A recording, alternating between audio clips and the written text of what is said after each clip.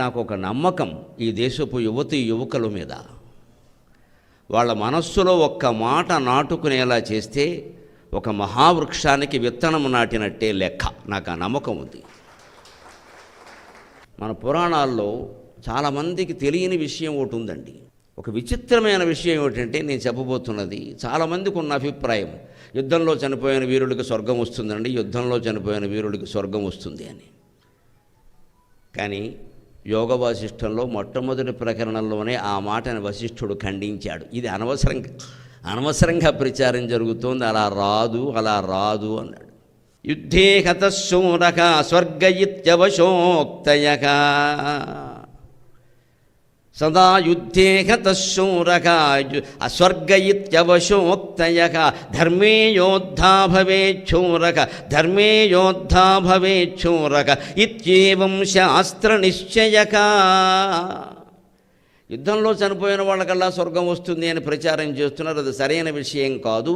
ధర్మయుద్ధంలో పోరాడి చనిపోయిన వీరుడికి మాత్రమే స్వర్గం వస్తుంది, మిగిలిన వాళ్ళకి వాళ్ళ ప్రభువుతో సహా నరకం ఖాయం అని చెప్పారు.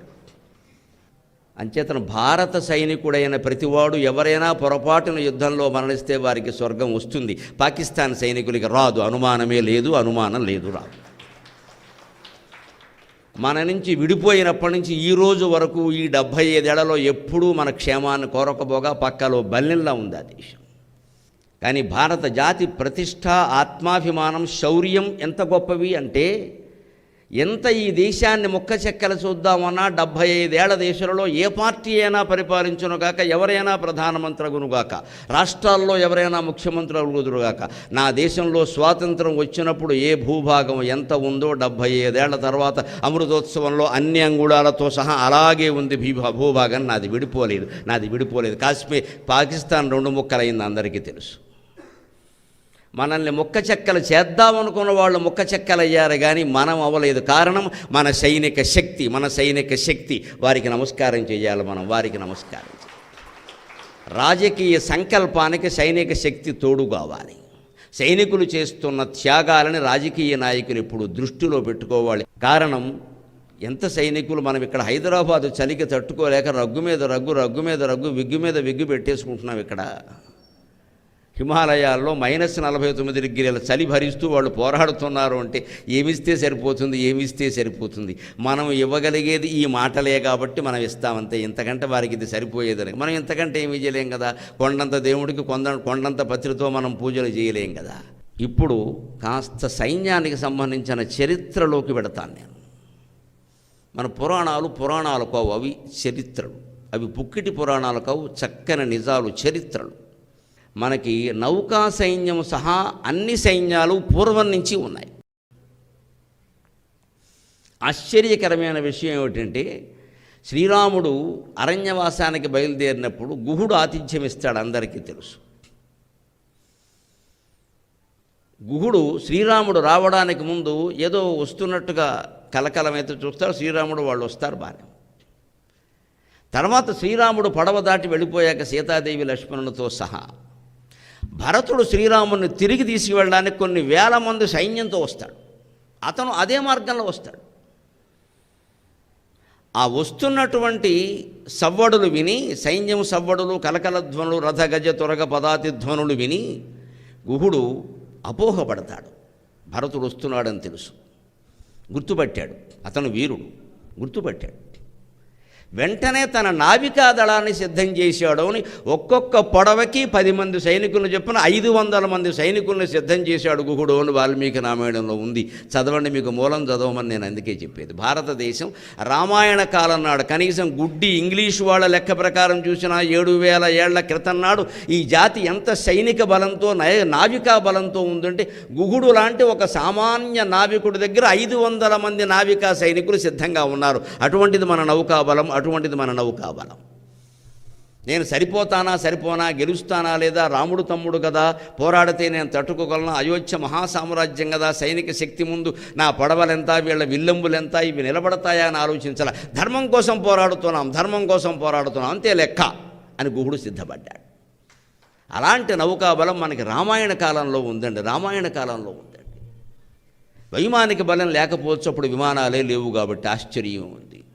పూర్వం రథ గజ తురగ పదాతి బలాలు ఉండేవి మనకి.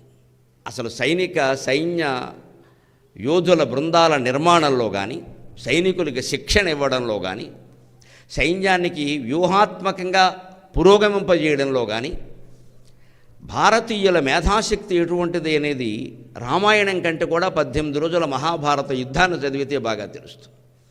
ఎందుకంటే రామాయణ కాలం నాటికి ఆయుధాల వాడకం తక్కువ. రావణాసురుడు సైనికులు కొన్ని ఆయుధాలు వాడాలి, కానీ రామసైన్యంలో ఆయుధాలు వాడినవాడు రాముడు లక్ష్మణుడు ఇద్దరే. హనుమంతుడు సహా ఏ వానరుడు ఏ ఆయుధము వాడలేదు. హనుమంతుని చేతిలో గద పెట్టడం అంటే మన ఓవర్ యాక్షన్, అంతకంటే ఏం లేదు. భీముడికి ఉంది కాబట్టి వాళ్ళ అన్నగారికి లేకపోతే ఎలాగని ఇంకా పెద్ద గద పెట్టేశారు. అందుకే నేను మూల గ్రంథాలు చదవండి, హనుమంతుడు గద ఉండదు. ఆయన జీవితం మొత్తం మీద గద అంటే ఏమిటో తెలియదు. ఆయన దగ్గర గద అంటే అవును గదా అంటాడు ఆయన, అంతే. అదే గద ఆయనకి. అవును గదా, నాకు లేదు గదా అంటాడంతే ఆయన. మనం హనుమంతుడు అనగానే పెద్ద గద. ఓ సంజీవి పర్వతం ఎత్తుంటే బొమ్మ చూస్తే నాకు ఆశ్చర్యంగా ఉంటుంది. ఓ పక్క పర్వతం ఎత్తాలి, ఓ పక్క చేతితో ఇలా గాలి వీల్చుకుని గరుత్మంతుడు రెక్కల్లాగా ఎగరాలి. ఈయన చేతిలో మళ్ళీ ఈ గద ఒకటి పెడతారు. ఇక్కడ హనుమంతుడు గద ఉండదు. వానర వీరుడు ఎక్కడా ఏ ఆయుధము వాడలేదు. వాళ్ళు వాడిన ఆయుధాలు ఏమిటంటే లంకలో స్వయంగా రావణాసురుడు సైన్యం నీళ్లు పోసి పెంచిన చెట్లన్నీ వాడారు. వాళ్ళ సైన్యవతి ఆ చెట్టు తీయడం, నలుగురు చంపడం, అంతే లెక్క. పైగా పర్వతాలు పెకలించే శక్తి ఉన్నవాడు బల్లేలు ఈటిలు వాడండి. వాడికి అది సరిపోదు. వాములు మేసే స్వాములారికి పచ్చగడ్డి పలహారం అని గడ్డివాహు మొత్తం వేసేసేవాడికి నువ్వు పచ్చగడ్డి పెడితే పలహారానికి కూడా సరిపోదు. వానర వీరులు ఎటువంటి వాళ్ళు కొండ పైకి లేపేసి రావణాసురుడు సైన్యం మీద బారేస్తే ఓ 1000 మంది పోతారు, గొడవ వదిలిపోతుంది. మళ్ళీ దీనికి వాడడం వ్యూహం ఏమిటి? వాళ్ళు వాడిని. కానీ భారత యుద్ధ కాలం నాటికి రథబలం, గజబలం, తురగ బలం అంటే అశ్వబలం, పదాతి బలం కాల్బలం ఆర్మీ అంటారు. ఇప్పుడు ఈ 4 చతురంగ బలాలు అంటారు. ఇవి సిద్ధంగా ఉన్నాయి. వాటి విభాగం వాళ్ళు ఎలా చేసేవారు అంటే సైనిక విజయోత్సవం సందర్భంగా మనం చెప్పుకుంటే యువతరానికి బాగా తెలుస్తుంది ఈ దేశ వైభవం, ఈ దేశ శక్తి ఎటువంటిది. రాజుల శక్తితోడా అని నేను పద్యం చెప్పాను కదా. రాజుల శక్తి అంటే సైనిక శక్తి. పైగా రాజు కూడా స్వయంగా యుద్ధం చేసేవారు. వాళ్ళు ముఖ్యమంత్రి అయినా ప్రధానమంత్రి అయినా స్వయంగా ఎవరైనా వస్తే ఓ గుద్దగలరా అనేది అనుమానమే. ఇటు ఆరుగురు ఉండాల్సిందే, ఏం చేయలేరు ఇక్కడ. కానీ పూర్వం అలా కాదు. రాజులందరూ ఎలా ఉండేవారంటే ముందు వాడే పోరాడేవాడు, తర్వాత మిగిలిన వాళ్ళందరూ కూడా. ఆయన స్వయంగా అన్ని విద్యల్లోనూ ఆరితేరిన వాడైతే తప్ప ఆయన రాజుగా నియమించేవారు. మాతంగ తురంగాది వాహన ఆరోహణం వివిధాయుధ ప్రయోగ చణత్వం సకల కళా ప్రయోగత్వంతా అని మన దశకుమార చరిత్రంలో దండి చెబుతాడు. అన్ని రకాల విద్యలు నేర్పేవారు. వేదశాస్త్ర నిఖిల షడంగ సహిత వేద సముదాయ కోవిదత్వం కౌటిల్య కామంతకీయాది నీతి శాస్త్ర పాఠవం వీణాద్యశేష వాద్య దాక్ష్యం మాతంగ తురంగాది వాహన ఆరోహణ నైపుణ్యం వివిధాయుధ ప్రయోగ క్షణత్వం తత్తదాచార్యేభ్య సమ్యజ్ఞాత్వా యౌవనేషు విలసంతం కృత్యే శ్వనలసం తం కుమారణకరం నిరీక్ష మహీవల్లభ సహ అహం శత్రుజన దుర్లభ ఇత్యమందమానందమవిందత అంటాడు దశకుమార చరిత్రలో. వచనం ఇది, సంస్కృతంలో ఉండేటువంటి వచనం. ఆయనకి 10 మంది కుమారులు ఉన్నారు. ఆయన కుమారులు, మంత్రి కుమారులు అంతా కలిపి 10 మంది ఉన్నారు ముఖ్యమైన వాళ్ళు. ఆ 10 మంది కుమారులకి అన్ని విద్యలు నేర్పించాడు. మాతంగ తురంగాది వాహన ఆరోహణ పాఠము. మాతంగం అంటే ఏనుగు, తురంగం అంటే గుర్రం. ఇవన్నీ నేర్పించాడు. ఆనాడు రాజకీయాల్లో ఉండాలి అంటే ముందు యుద్ధం నేర్చుకోవాలి. అంటే సైనికుడే ఈ దేశాన్ని పరిపాలించాడు. రాజులు పరిపాలించారంటే అర్థం అది. యుద్ధం దానివాడెవడు రాజు కాదు. రాజతే ఈత రాజా అంటే ప్రకాశిస్తాడు. దేంతో ప్రకాశిస్తాడు? ఆయుధాలతోనే. అందుకే మన దేవతల్లో కూడా రామచంద్రమూర్తి క్షత్రియుల్లో పుట్టాడు. కాబట్టి ధనుర్బాణాలు లేకుండా రామచంద్రమూర్తి ఉండడు. మీరు శ్రీకృష్ణుడిని గమనించండి. ఆయన యాదవులలో పుట్టాడు, గోపాలులలో పెరిగాడు. ఆయనకు ఆయుధంతో నిమిత్తమే లేదు. ఆయన స్ఫురించినప్పుడు ఆయుధాలు వస్తాయి. అందుకని శ్రీకృష్ణుడి చేతుల్లో వేణువు మాత్రమే ఉంటుంది, గదా శంఖం చక్రం ఉండవు, స్ఫురిస్తే వస్తాయి. రాముడు అలా అసలు ధనుస్సు బాణం లేకపోతే ఫోటో దిగడం. నా ధనుస్సు ఏదని అడుగుతాడు. అంటే భగవంతుడు కూడా ఏం చెబుతున్నాడు అంటే నువ్వు ఏ కులంలో పుట్టావో, ఏ ప్రాంతంలో పుట్టావో ఆ ఆచారాన్ని పాటించు. నువ్వు దేవుణ్ణి పోజు కొట్టగా. నువ్వు ఎక్కడ పుట్టావు, ఏ కులంలో పుట్టావు, ఏ వృత్తిలో పుట్టావు, వృత్తి చెయ్యి. గోపాలంలో పుట్టినటువంటి కృష్ణుడు గోవులను కాశాడు కదా, రథసారథ్యం కూడా చేశాడు కదా. మరి క్షత్రియుల్లో పుట్టినటువంటి రాముడు యుద్ధం చేయకుండా ఎలా ఉంటాడు? అందుకని రాముడు అంటే ధనుర్బాణాలు ఖచ్చితంగా. రాముడు బొమ్మ ఎంత సాత్వికంగా మీరు వేసినా ధనుస్సు బాణాలు వేయాల్సిందే, లేకపోతే రాముడు కాదండి ఇంకెవరో అంటారు. అలాగా రామచంద్రమూర్తి లాంటి వీరులు మొత్తం రాజులందరూ దేశాన్ని పరిపాలించారు కదా. వాళ్ళు సైన్య విభాగం ఎలా చేసేవారు ముందు ఒక 10 శాల్తీలతో ఒక విభాగం తయారు చేశారండి. 10 శాల్తీలు, ఒక యూనిట్ అంటాం ఇవాళ మనం. ఆ 10 శాల్తీలతో ఒక బృందం. ఆ 10 ఏమిటి అంటే ఒక రథం, ఒక ఏనుగు, ఒక రథం, ఒక ఏనుగు, 3 గుర్రాలు, 5గురు సైనికులు, మొత్తం 10. 5గురు సైనికులు, 3 గుర్రాలు, ఒక ఏనుగు, ఒక రథం. దీన్ని పత్తి అంటారు. పత్తి అంటే 10 అని అర్థం సంస్కృతంలో. ఈ 10 కలిపి ఒక యూనిట్, దీన్ని పత్తి అంటారు. ఎందుకు ఈ లెక్క? 5గురు సైనికులు, 3 గుర్రాలు, ఒక ఏనుగు, ఒక రథం ఏమిటయ్యా అంటే 5గురు సైనికుల్లో ఒకడు రథం మీద యుద్ధం చేస్తాడు, ఇంకా 4 ఉంటారు. ఆ 4లో ఒకడు ఏనుగు మీద ఎక్కి యుద్ధం చేస్తాడు, ఇంకా 3 ఉంటారు. ఆ 3లో ఒకడు ఒక గుర్రం మీద ఎక్కి తానే నడుపుకుంటూ యుద్ధం చేస్తాడు, 3. ఇంకా 2 నేల మీద నిలబడతారు. అంచేత 5గురిలో ఒకరు రథం మీద, ఒకరు అశ్వం మీద, ఒకరు గజం మీద ఉండి యుద్ధం చేస్తారు. 2 నేల మీద నిలబడతారు. నేల మీద నిలబడిన వాళ్ళని కాల్బలం అంటారు. అశ్వం మీద నిలబడిన మనిషిని కూడా అశ్వబలంలో భాగంగానే భావిస్తారు. అలాగే గజబలం, అలాగే రథబలం. ఈ లెక్క చూడండి మీరు. ఇది పత్తి. ఈ 10 మంది 10 శాల్తీలు అనాలి మనం. 10 మంది అనకూడదు, అందరూ మనుషులు కాదు. 5గురు సైనికులు, 3 గుర్రాలు, ఒక ఏనుగు, ఒక రథం కలిపి ఒక పత్తి. ఇటువంటి పత్తులు 3 కలిపితే ఒక సేనాముఖం, 3 సేనాముఖాలు కలిపితే ఒక గుల్మం, 3 గుల్మాలు కలిపితే ఒక గణం, 3 గణాలు కలిపితే ఒక పృతన, 3 గణాలు కలిపితే ఒక వాహిని, 3 వాహినులు కలిపితే ఒక పృతన, 3 పృతనలు కలిపితే ఒక చెమువు, 3 చెమువులు కలిపితే ఒక అనీకిని, 10 అనీకినులు కలిపితే ఒక అక్షౌహిణి. ఇది లెక్క. ఈ అక్షౌహిణిలో ఎలా ఉంటుందయా? ఈ పత్తి సరిగ్గా 3 రెట్లు అవుతూ వచ్చింది కదా. ఈ రెట్లు అయిన తర్వాత సరిగ్గా అక్షౌహిణికి ఎలా ఉంటుంది అంటే 21,870 రథాలు అదే సంఖ్యలో. అందుకే మొదట పత్తిలో ఒక రథం, ఒక ఏనుగు కదా, అందుకని అదే సంఖ్యలో మళ్ళీ 21,870 ఏనుగులు. సరిగ్గా దాన్ని 3 రెట్లు చేస్తే ఆ సంఖ్యలో 65,610 గుర్రాలు. ఈ 21,870 5 రెట్లు చేస్తే 5గురు సైనికులు కాబట్టి 109,350 మంది సైనికులు. మళ్ళీ ఈ రథాలు, గుర్రాలు, ఈ కాల్బలంలో ఉన్నవాళ్ళు తీసేస్తే రథాలు, గుర్రాలు, ఏనుగులు 3 కలిపితే 109,350 ఉంటాయి లెక్క. అంచేది మొత్తం శాల్తీల ప్రకారం మనం లెక్క కడితే అక్షౌహిణికి 2,18,700 మంది వస్తారు. 2,18,700 మళ్ళీ చూడండి 21,870 కోసం చేరిస్తే వస్తుంది. అంత క్యాలిక్యులేటివ్, అంత గణనాత్మకంగా, అంత లెక్కగా, అంత పద్ధతిగా ఉండేవారు. ఈ రకంగా 18 అక్షౌహిణీల సైన్యం భారత యుద్ధంలో పాల్గొంది. అంటే 18 లక్షల మంది సైనికులే ఉన్నారు. పైన 9,350 అంటే 10,000 అని కూడా 1,80,000. అంటే 18,80,000 20 లక్షల మందికి పైగా సైనికులు పాల్గొన్నారు. అంతటి యుద్ధ రచన నిర్మాణం 10 మందితో 10 శాల్తీలతో మొదలుపెట్టి 2,18,700 శాల్తీల వరకు, అలాగే 5గురు సైనికులతో మొదలుపెట్టి 109,350 మంది సైనికుల వరకు ఒక్కొక్క బృందంగా మార్చి యుద్ధాలు చేశారు, ఏర్పాటు చేసి. ఆ రకంగా పాండవుల తరఫున 7 అక్షౌహిణీలు, కౌరవుల తరఫున 11 అక్షౌహిణీలు పాల్గొన్నారు. ఈ వర్ణన మొత్తం మీకు భగవద్గీతకు ముందే భీష్మ పర్వంలో ఉంటుంది. ఇందులో మళ్ళీ మన వాళ్ళ వ్యూహాలు ఎంత గొప్పవి అంటే, ఇవాళ నావికా వ్యూహం చేసినా, వైమానిక వ్యూహం చేసినా, కాల్బల వ్యూహం చేసినా మన సైనికాధికారులకి, మన నాయకులకు కూడా ప్రాచీన గ్రంథాలు గొప్ప ఆదర్శం. అంతా చదివిన వాళ్ళు.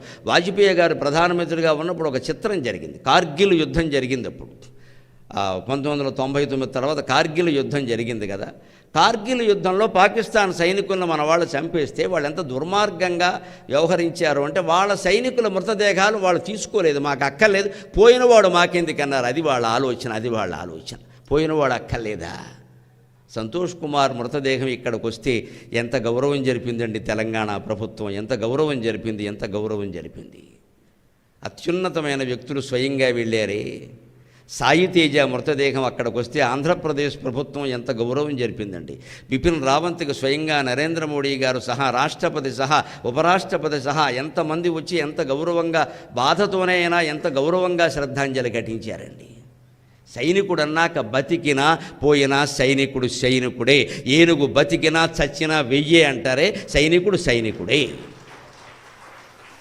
ఆయన యుద్ధంలో మరణించవచ్చు, మరణించకుండా ఉండొచ్చు, సర్వీసు పూర్తి చేసుకుని ఎక్కడెక్కడో మన దగ్గర మామూలు ఉద్యోగం ఏదో కాలక్షేపానికి చేసుకుంటూ ఉండొచ్చు, అవసరానికి చేసుకుంటూ ఉండొచ్చు. సైన్యంలో పని చేశాను అనగానే మనం ఎవ్వరమైనా ఎంత ఉన్నత స్థానాల్లో ఉన్నా నేను సైన్యంలో పని చేశాను అన్న మాట అవతల నుంచి వినపడితే 2 చేతులు జోడించి భారతమాతగా నమస్కరించినంత భక్తిగా నమస్కరించాల్సింది.